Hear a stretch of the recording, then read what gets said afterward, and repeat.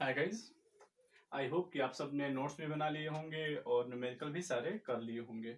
अब हम उसी चैप्टर फर्स्ट का नेक्स्ट टॉपिक पढ़ते हैं। हमारे जो नेक्स्ट दो टॉपिक हैं सेंटर ऑफ ग्रेविटी और सर्कुलर मोशन, हाँ यूनिफॉर्म सर्कुलर मोशन। अब हमारे फर्स्ट चैप्टर के दो टॉपिक्स बचे हैं, सेंटर ऑफ ग्रेविटी और यूनिफॉर्म सर्कुलर मोशन, जिसको आज हम पढ़ेंगे।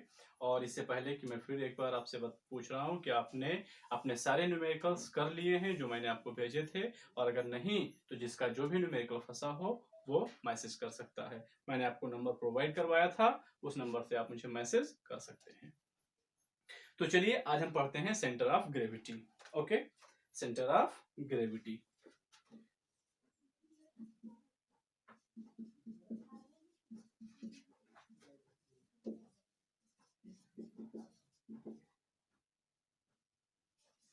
सेंटर ऑफ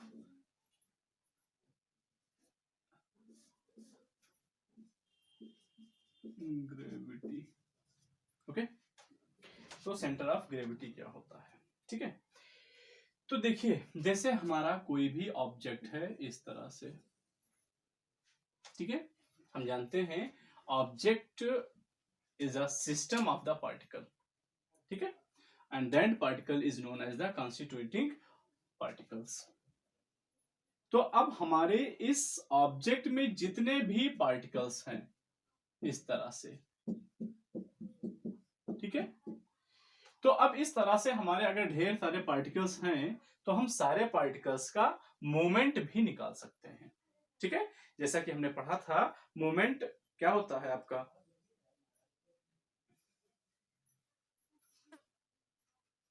ठीक है, मोमेंट, हाँ मैं बात करता हूँ मोमेंट, जैसे हमने इससे पहले वाले चैप्टर में पढ़ा था moment of force, moment of mass, moment of weight. इस तरह से मोमेंट यानी जिसमें डिस्टेंस से हम मल्टीप्लाई कर देते हैं।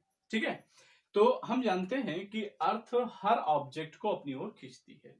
तो यहां पर अब अगर हम हर पार्टिकल का मोमेंट ऑफ वेट फाइंड करें तो हम कर सकते हैं, वो तो कर सकते हैं किसी भी पॉइंट के रेस्पेक्ट में। हम मान लीजिए कर रहे हैं, जैसे मान लीजिए हमने यहाँ पर 3 पॉइंट्स को कंसीडर किया, जैसे मान लीजिए point of A, point of B और पॉइंट सी। हमारे पास इस ऑब्जेक्ट में मैंने 3 पॉइंट्स माने, तो हम इन सब के अबाउट हम मोमेंट ऑफ वेट निकाल सकते हैं। ठीक है, लेकिन सोचो क्या हो अगर किसी पॉइंट के रेस्पेक्ट में, सपोज कर लिया सी, अगर सी के अक्रॉस हम मोमेंट ऑफ वेट निकालें और नेट मोमेंट ऑफ वेट 0 हो जाए तो, ठीक है, तो जिस पॉइंट के अबाउट मोमेंट ऑफ वेट का सम यानी नेट मोमेंट ऑफ वेट 0 हो जाए, फिर से बात को समझिए, जैसे इसके क्रॉस इसका मोमेंट ऑफ वेट, इसका मोमेंट ऑफ, इसका मोमेंट ऑफ वेट, यानी सारे कॉन्स्टिट्यूटिंग पार्टिकल के जो हमारे कॉन्स्टिट्यूएंट हैं उन सारे पार्टिकल्स के मोमेंट ऑफ वेट का अलजेब्रिक सम अगर 0 हो जाता है तो उस पॉइंट को ही हम क्या कहते हैं, सेंटर ऑफ ग्रेविटी। ठीक है, इन एनी ऑब्जेक्ट, ठीक है, कोई भी शेप में कोई भी मैटर आपके पास है तो उस मैटर उस शेप में कहीं ना कहीं एक पॉइंट ऐसा होगा जहां पर, ठीक है, हर पार्टिकल के मोमेंट ऑफ वेट का अलजेब्रिक सम 0 जरूर होगा। तो जिस पॉइंट के अबाउट मोमेंट ऑफ वेट 0 हो जाता है उसी पॉइंट को हम क्या कहते हैं, सेंटर ऑफ ग्रेविटी। या डिफरेंट डिफरेंट शेप में डिफरेंट डिफरेंट जगह होता है, जैसे आपका एक रिंग हो सकता है, सर्कुलर डिस्क हो सकता है, डिस्क समझते हैं मतलब ये सॉलिड होगा, ठीक है, जैसे आप डिस्क कहते थे ना, सीडी प्लेयर आपके पास आता था तो उसका जो भी मतलब कैसेट होता था उसको हम लोग कहते थे डिस्क, ठीक है, तो ये क्या है, डिस्क है। तो ये ऐसे भी हो सकता है भाई, ट्रायंगुलर भी हो सकता है, इस शेप में भी हो सकता है भाई, रॉड भी तो हो सकता है इस तरह से। तो इन सब का अपना अपना एक सेंटर ऑफ ग्रेविटी होता है। तो अगर ये एक यूनिफॉर्म रॉड है तो इसका जो सेंटर ऑफ ग्रेविटी होगा वो इसके मिड पॉइंट में होगा, इसकी जो सेंटर ऑफ ग्रेविटी होगी वो कहां होगी, ये इसके सेंटर में होगी। ठीक है, यानी रिंग का जो सेंटर होगा वही उसकी क्या होगी, सेंटर ऑफ ग्रेविटी होगी। डिस्क है तो इसका भी ज्योमेट्रिकल सेंटर होगा। अगर कोई हमारा आपका ट्रायंगुलर लेमिना है तो हमारे मीडियंस जो होते हैं, तो इंटरसेक्शन, ये intersecting point of the median is the center of the gravity of this triangular lamina। तो ये हमारा जो ट्रायंगुलर लेमिना है, इसकी जो सेंटर ऑफ ग्रेविटी आपको फाइंड करनी है या बताना है कि कहां होगा, तो आप इसके क्या करेंगे, मीडियंस खींचेंगे और मीडियंस इसके जहां इंटरसेक्ट करेंगे वही पॉइंट इसका सेंटर ऑफ ग्रेविटी होगा।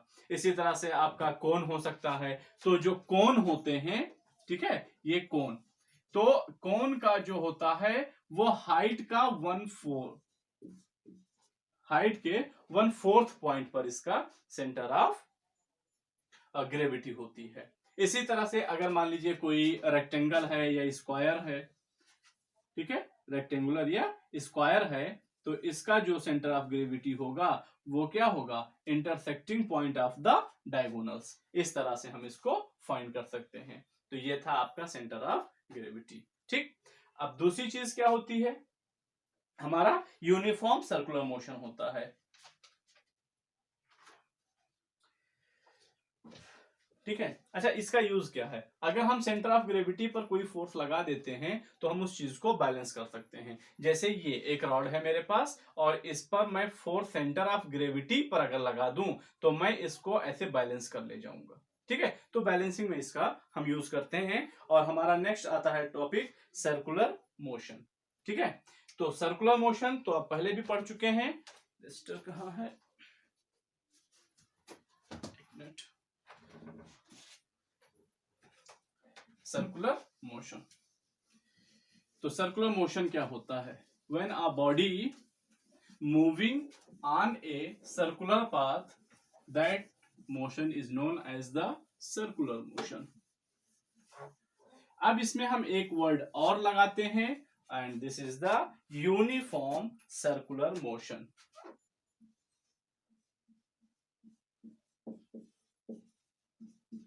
यूनिफॉर्म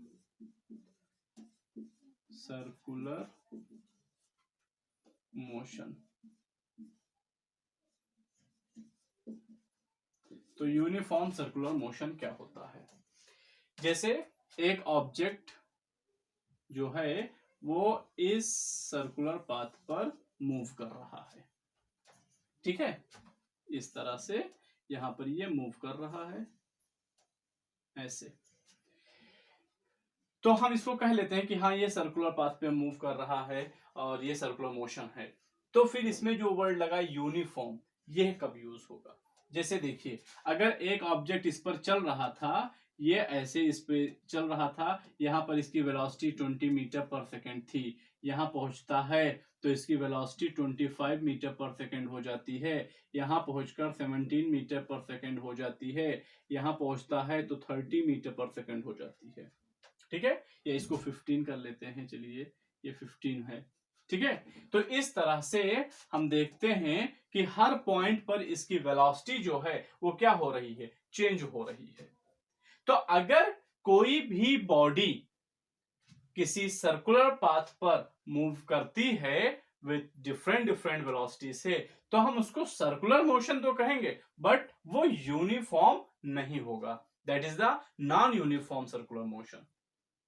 तो फिर यूनिफॉर्म सर्कुलर मोशन क्या होता है, when a object is performing the circular motion with a constant speed. बात ध्यान से सुनिएगा, मैं यहां वेलोसिटी नहीं कह रहा हूं, मैं कह रहा हूं कि एक ऑब्जेक्ट सर्कुलर मोशन कर रहा है एक कांस्टेंट स्पीड से, मतलब वेलोसिटी के मैग्नीट्यूड से है। ठीक है, डायरेक्शन से नहीं। फिर से मैं आपको याद दिला दूं, वेलोसिटी जो होती है वो एक वेक्टर क्वांटिटी होती है जिसमें मैग्नीट्यूड और डायरेक्शन ये दोनों होते हैं। ठीक है, और मैग्नीट्यूड को हम केवल स्पीड भी कहते हैं कि वो किस स्पीड से चल रहा है। ठीक है, तो हम ये कहते हैं कि द डिस्टेंस कवर्ड पर second is speed, but the distance covered per second in particular direction is known as the velocity। अगर डायरेक्शन इंक्लूड हो जाता है तो वेलोसिटी हो जाता है, और अगर मैग्नीट्यूड या डायरेक्शन दोनों में से किसी में भी चेंज हो रहा है तो वो कांस्टेंट नहीं माना जाएगा। ओके, तो यहां पर हम देखते हैं कि when a object is moving on a circular path, a object moving on a circular path with a constant speed, such type of motion is known as the circular motion. हाँ, अब बात आती है कि हम वेलोसिटी क्यों नहीं कहते, स्पीड क्यों कहते हैं। तो यहां पर आप ये जान लीजिए कि इस समय यह इस डायरेक्शन में चल रहा है, इसके वेलोसिटी का डायरेक्शन ये है, लेकिन कुछ समय बाद ये यहां पहुंचता है तब इसके वेलोसिटी का डायरेक्शन ये हो जाता है। यानी किसी भी सर्कुलर मोशन में अगर हम वेलोसिटी का डायरेक्शन फाइंड करना चाहते हैं तो उस पॉइंट पर हमें एक टेंजेंट खींचना होता है। यहां पर हम एक टेंजेंट खींचेंगे और यह टेंजेंट का डायरेक्शन हमें वेलोसिटी का डायरेक्शन बताता है। तो अगर हम देखें तो देखो जैसे जैसे इसका लोकेशन चेंज हो रहा है वैसे वैसे इसका डायरेक्शन भी चेंज हो रहा है वेलोसिटी का, इसलिए हम इसको कांस्टेंट वेलोसिटी नहीं कहेंगे। ओके, तो और देखते हैं अगर इसने अपनी वेलोसिटी स्टार्ट की, सॉरी अपना मोशन स्टार्ट किया था 20 मीटर पर सेकेंड से, तो यहां पर भी इसका जो मैग्नीट्यूड होगा वेलोसिटी का, यानी कि हम स्पीड कह सकते हैं 20 मीटर, यहां भी 20 मीटर पर सेकेंड, यहां भी 20 मीटर पर सेकेंड ही होगा।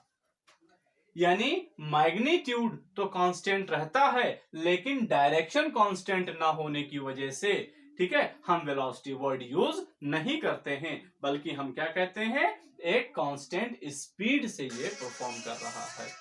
ओके गाइस, तो एक मिनट,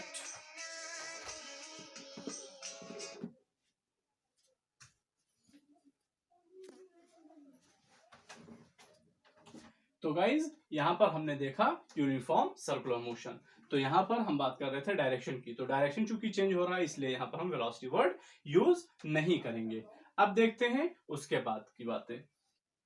तो इसके बाद दो फोर्सेस इसमें इंक्लूड होते हैं, जैसे कि एग्जाम्पल के तौर पे आप देखिए कभी भी कोई भी चीज आप देखिए उसको आप ऐसे मूव करवाते हैं, जैसे मैं आपको दिखाता हूं, ये देखिए, ठीक है, इसका मैं सर्कुलर मोशन परफॉर्म करवाता हूं। तो आप देखिए यहां पर ये एक ऑब्जेक्ट है, ये इसका टिप आपको दिख रहा है। अब ये परफॉर्म कर रहा है क्या, सर्कुलर मोशन।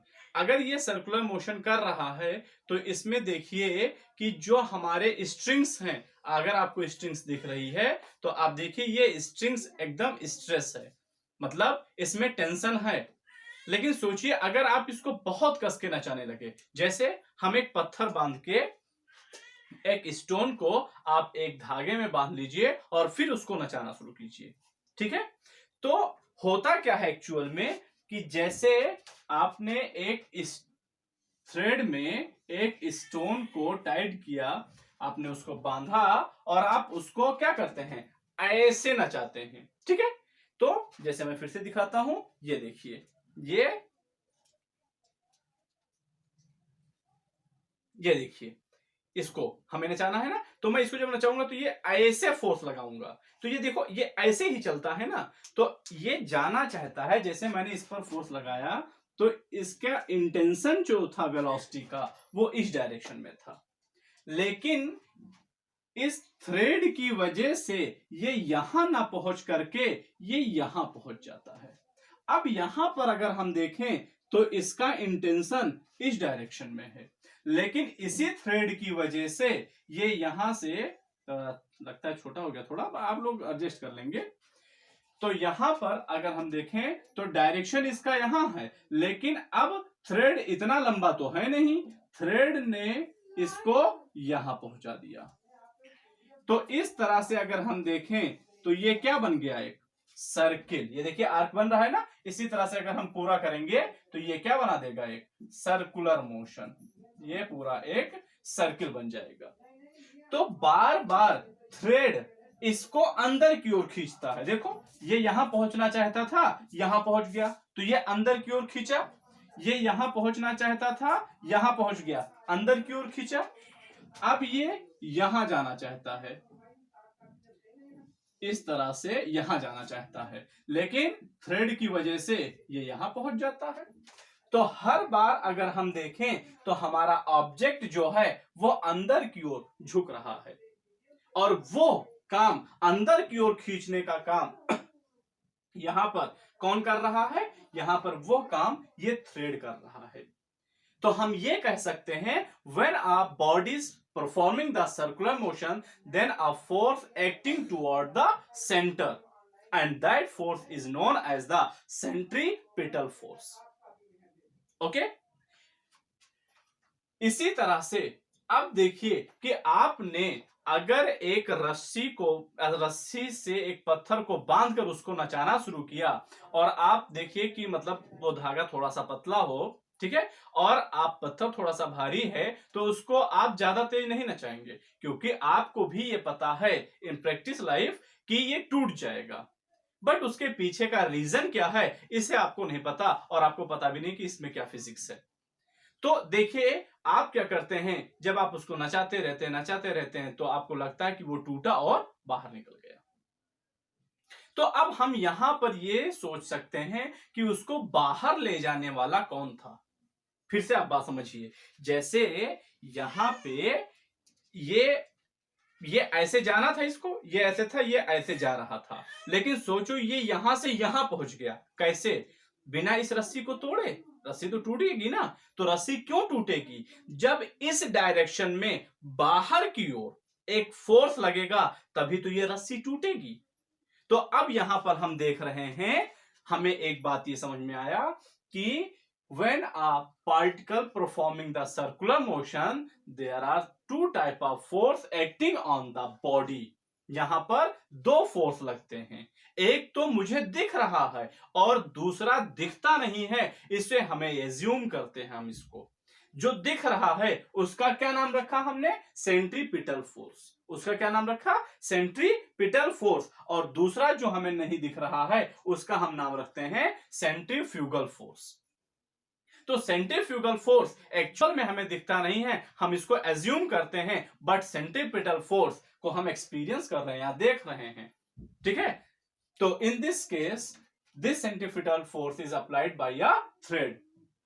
यहां पर थ्रेड के थ्रू अप्लाई किया गया है। जो टेंशन है थ्रेड में, जो तनाव है थ्रेड में, वो किसकी वजह से है, वो सेंट्रीपिटल फोर्स की वजह से है, ठीक है, और सेंट्रीफ्यूगल फोर्स दोनों की वजह से है। सेंट्रीपिटल टेंशन अंदर की ओर लगकर इसको अंदर खींच रहा है, ठीक है। तो अब यहां पर हम देखें तो दोनों फोर्स को हम देखते हैं, तो इस ऑब्जेक्ट पर दो फोर्स एक्ट होता है, एक सेंट्रीपिटल फोर्स और एक सेंट्रीफ्यूगल फोर्स।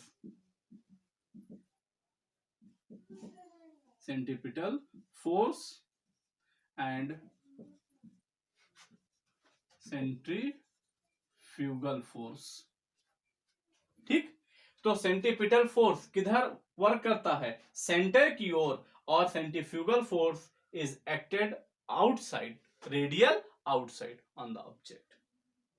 तो यहां पर अगर हम देखें तो हमें यह समझ में आता है कि जब भी कोई पार्टिकल एक सर्कुलर मोशन परफॉर्म करता है तो उस पर दो फोर्स एक्ट होते हैं, एक सेंटर की ओर और एक सेंटर से बाहर की ओर। और जब तक यह दोनों फोर्स इक्वल होते हैं तब तक हमारा बॉडी सर्कुलर मोशन परफॉर्म करता है। अगर इन दोनों में से कोई भी एक ज्यादा होता है तो सर्कुलर मोशन खत्म। जैसे अगर सेंट्रीफ्यूगल फोर्स ज्यादा हो गया तो रस्सी टूट जाएगी, ठीक है, और अगर सेंट्रीपिटल फोर्स ज्यादा हो गया तो पत्थर अंदर चला आएगा, तो सर्कुलर मोशन नहीं रह जाएगा। तो इसलिए आप चाहते हैं अगर कि सेंट्रीफ्यूगल फोर्स और सेंट्रीपिटल फोर्स बराबर रहें तो आपको ऐसा ही कुछ करना होगा ताकि उसकी वेलोसिटी, ऐसा करने का मतलब उसकी वेलोसिटी से है। अगर वेलोसिटी आप स्लो कर दोगे तो क्या होगा, वो अंदर गिर जाएगा। वेलोसिटी बहुत ज्यादा कर दोगे तो मे बी वो टूट जाए। तो यहां पर इसको मेंटेन रखने के लिए अगर आप चाहते हो कि ये सर्कुलर मोशन परफॉर्म करता रहे तो इसके लिए जरूरी है कि सेंट्रीपिटल फोर्स और सेंट्रीफ्यूगल फोर्स दोनों आपस में क्या हो, मैग्नीट्यूड में इक्वल रह जाएं। बात समझ में आई? तो ये हो गया आपका सेंट्रीपिटल फोर्स और सेंट्रीफ्यूगल फोर्स। अब एक चीज कि यूनिफॉर्म सर्कुलर मोशन और यूनिफॉर्म लीनियर मोशन, इन दोनों में डिफरेंट क्या है? तो यूनिफॉर्म लीनियर मोशन में हम जानते हैं लीनियर मोशन में लीनियर डिस्प्लेसमेंट होता है और एक पर्टिकुलर डायरेक्शन में हम चलते हैं। तो अगर आप एक पर्टिकुलर डायरेक्शन में चलते हैं तो आप ये कह सकते हैं कि एक यूनिफॉर्म लीनियर मोशन में आपकी वेलोसिटी यूनिफॉर्म होती है। That's mean no change in magnitude, no change in direction, that's mean acceleration become zero. यानी वहां पर कोई भी एक्सेलरेशन नहीं होता है क्योंकि acceleration is the change in the velocity per unit time, और वेलोसिटी तो बदल ही नहीं रही है। That's mean a uniform linear motion is unaccelerated motion, वो एक बिना एक्सेलरेशन वाली मोशन होती है। But in uniform circular motion the magnitude are constant but direction always keep on changing further further further. जैसे जैसे आप आगे बढ़ते हैं आपका डायरेक्शन चेंज होता रहता है। तो आप ये कह सकते हैं कि यूनिफॉर्म सर्कुलर मोशन एक एक्सेलरेटेड मोशन है क्योंकि इसमें एक्सेलरेशन है और वो एक्सेलरेशन डायरेक्शन की वजह से है। ठीक है, इसका स्पीड तो कांस्टेंट है बट डायरेक्शन कांस्टेंट नहीं है, यही दोनों में डिफरेंस है। और इसी के साथ ये चैप्टर होता है फिनिश, और आई थिंक इसमें न्यूमेरिकल नहीं है। तो अब नेक्स्ट डे में, नेक्स्ट वीडियो में हम नेक्स्ट चैप्टर की बात करेंगे। तो ये हुआ पहला चैप्टर आपका फिनिश। इसमें कोई भी प्रॉब्लम होगी तो आप पूछ लीजिएगा, नोट्स बना लीजिएगा, नहीं तो मैं नोट्स प्रोवाइड कर दूंगा, आप उससे नोट्स बना लीजिएगा। Okay, bye.